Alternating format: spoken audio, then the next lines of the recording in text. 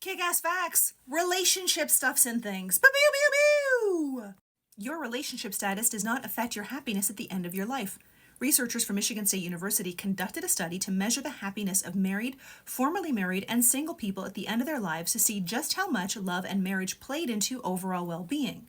The study examined the relationship histories of 7,532 people, followed from the ages of 18 to 60, to determine who reported to be happiest at the end of their lives.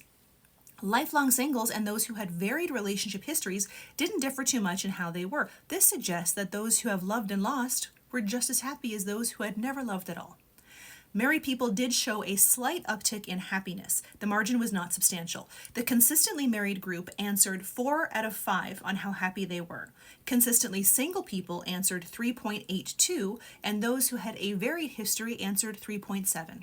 If you're a gal and you're tired of fellas telling you to pick better men, share this with them. A new study provides evidence that psychopathic traits may increase men's willingness to deceptively present themselves as having more pro-social personality traits when this is needed to help attract women.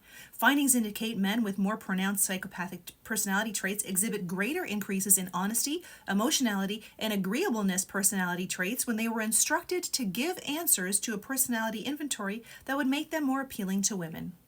Public proposals are much more likely to be rejected. Of proposals that were accepted, other people were present only a third of the time, 32%. Of the proposals that were rejected, other people were present nearly half the time, 45%. 85% of people say they would prefer a private proposal.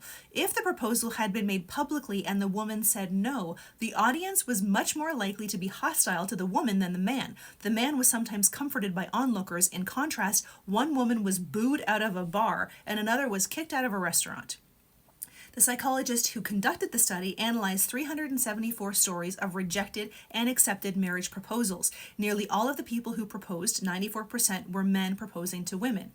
Of the only 25 proposals that were made by women, researchers noted that women's proposals were almost twice as likely to be rejected as the proposals made by men.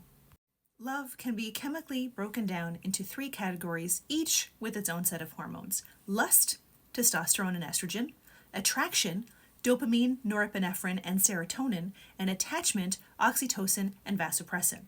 Though there are overlaps and subtleties to each type is categorized by its own set of hormones.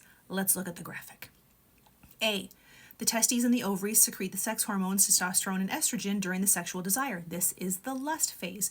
B and C, which are attraction and attachment, dopamine, oxytocin, and vasopressin, are all made in the hypothalamus, a region of the brain that controls many vital functions as well as emotion.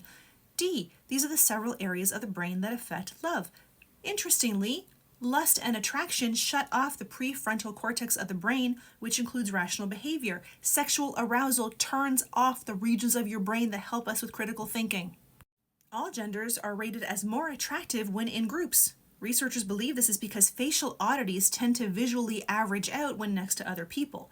This is called the cheerleader effect. 5 experiments wherein subjects rated the attractiveness of people in photographs. Some people were pictured alone and others were in groups. In every case, for men and women, the people in groups got higher attractiveness ratings than others.